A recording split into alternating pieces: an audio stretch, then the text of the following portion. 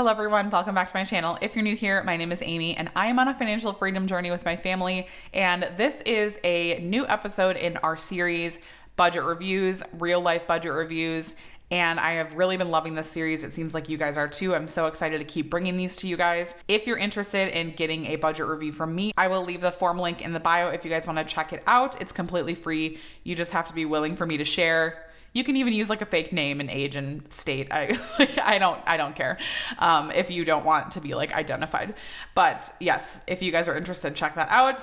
But I'm really excited to bring you this budget review today for Parker. He is 27 and he lives in Iowa.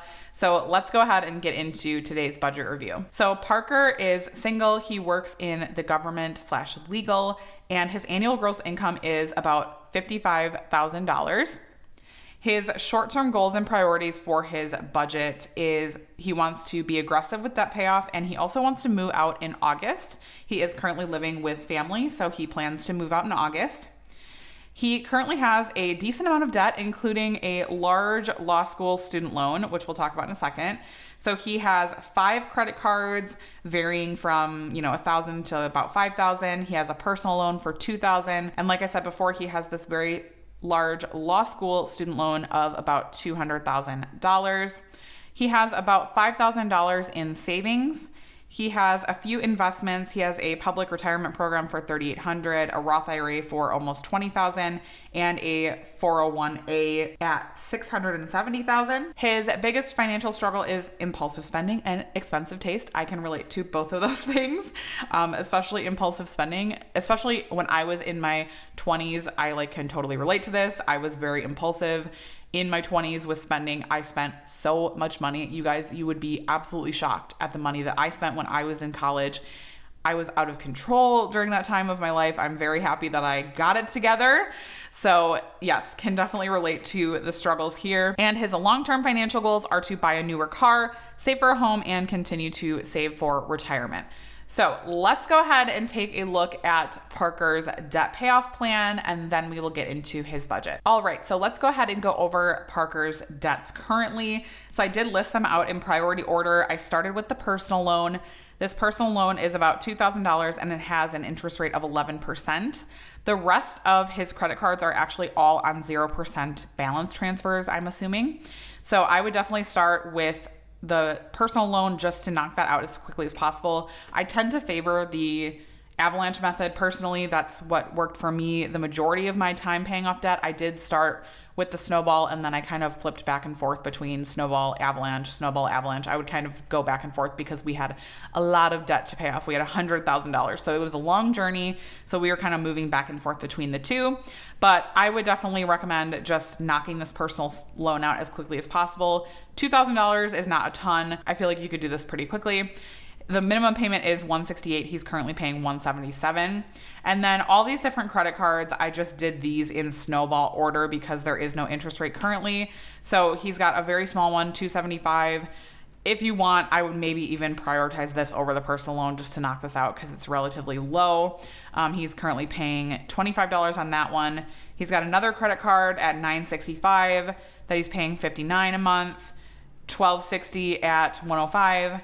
$13.95 at $90, and then $58.20, and he's paying $388 right now. The minimum is $58. And then obviously we talked about the student loans at $200,000. That is a very, very high student loan. It looks like he did go to law school, so I'm not exactly sure, Parker, what your situation is for work right now, and I'm not sure if you've graduated yet either with your law degree or if you've taken the bar or anything like that. I'm hopeful for you that you will be able to increase your income because at $55,000, that's pretty low, especially for having a law degree if you do have one. So I'm hopeful that you would be able to increase your income, but he does currently have his student loans in forbearance, and he's going to be doing the SAVE plan or the income-driven repayment plan. There's a lot going on with student loans right now legally with the new administration, so definitely make sure you're paying attention, Parker, to all of that churn that's kind of going on right now because there are a lot of talks about the SAVE program and things going on with that.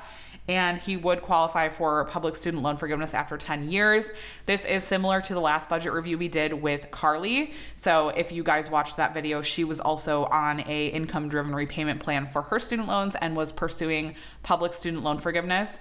I will never try to tell someone not to pursue public student loan forgiveness, as it is something that is guaranteed to you when you sign up for federal student loans.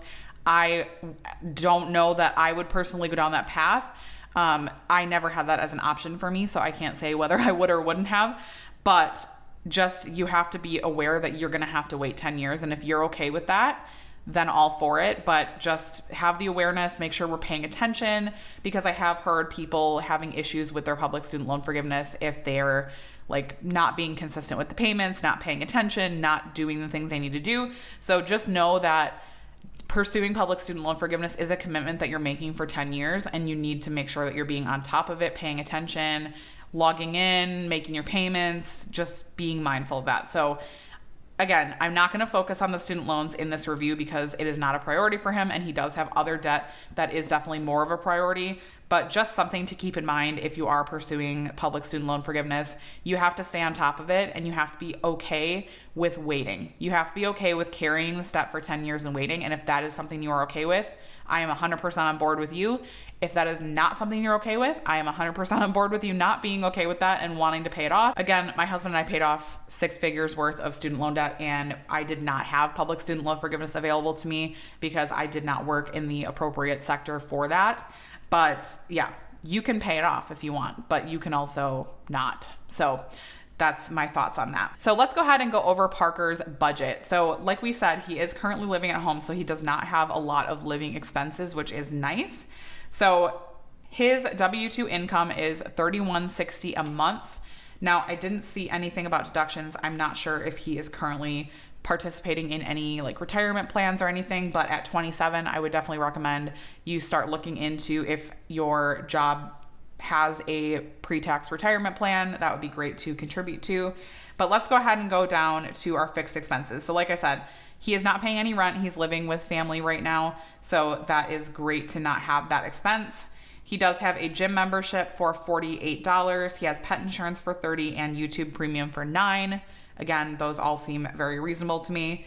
He does have all of his debt that we just talked about. So the $168 is the minimum on the personal loan, and then we've got all these other minimums. I pretty much did what he was currently doing, even though these aren't necessarily the minimums. This is what he's currently paying, so it's actually a lot of these are more than the minimum payments. So I left that as is, as it was in his budget review. So that brings his total for his fixed expenses to $942, and his remaining at $2,164. So let's go ahead and go up to his variable expenses. So he does have gas for $400, hair for $30, healthcare, which I'm assuming is just like medical or like maybe some prescriptions, for $125, and spending / miscellaneous at $200. I didn't see groceries in here specifically, but since he's living with family, I'm wondering if maybe that is something that is split with family or something. So just maybe something to consider adding in the future or anything like that. Otherwise, I feel like this is all pretty reasonable. It seems fine to me. I probably wouldn't make any edits. The gas is pretty high. I'm assuming that his commute is pretty far to his job, because $400 a month seems pretty high for one person. But if that's what it is, then that's what it is. So total variable expenses, $755, and that leaves our remaining at $1,409. So one thing that he did say he's doing currently in his budget review is that he is wanting to save $500 a month in savings. So I did not edit that.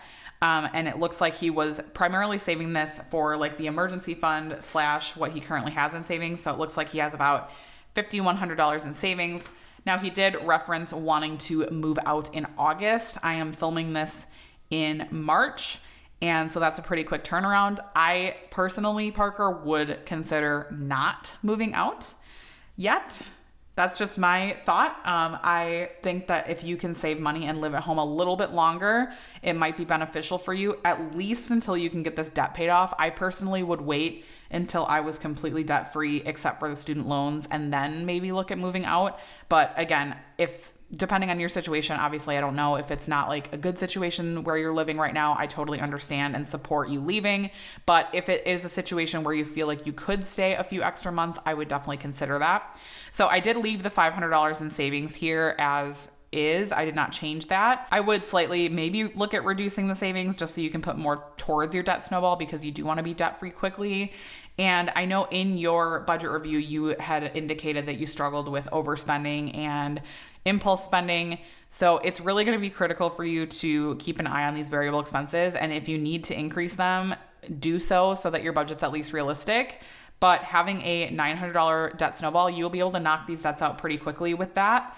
So if you can commit to this budget and commit to doing the plan that you have set forth towards you, you will be in a really good spot. And again, if you can get all of this debt paid off, I feel like you'd be in a much better spot to move out and not have to stress about making minimum payments or paying on credit cards. Also, it looks like you do have a lot of credit cards. Personally, when we were struggling with overspending early in my marriage to my husband, when we first got married and even when we were first started dating, we both had credit card debt, and it really helped us to take a break from credit cards for a while. So we did not use credit cards for a period of time while we were kind of getting things figured out and just controlling our spending. So if you have not already, I would highly recommend cutting your credit cards up. I would not say this to everyone because I do agree with using credit cards for points, and I personally use credit cards.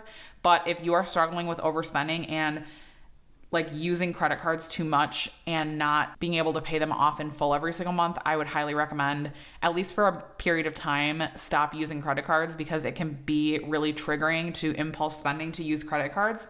So I would highly recommend, if you haven't already, to stop using them. Maybe it's only for 6 months or a year, but I would highly recommend just using a debit for spending and really working this plan to get out of debt as quickly as possible. Like I said, your debt is not super, super high, so I feel like it's very reasonable for you to get out of debt in a few months, especially because you do have a big debt snowball that you're able to work with. As long as you're able to spend within these parameters, you'll be able to have $900 a month to be able to put towards that. So if you can work the plan, it will absolutely do wonders for you, and you will get out of debt very quickly, and then you will be able to move out and move on with life in a really great way. And if you're going to pursue public student loan forgiveness, you don't really have to worry about those student loans in the short term, at least. Another thing to keep in mind is that your student loans won't be in forbearance forever, and you will have that income-driven repayment. While your salary is relatively low and your payment would probably be pretty low, just something to consider that may be something you need to add into your budget. So another thought towards maybe not moving out right away because you don't know what your student loan payment's going to be, etc. And like I said, if you're able to increase your income, I would highly recommend it.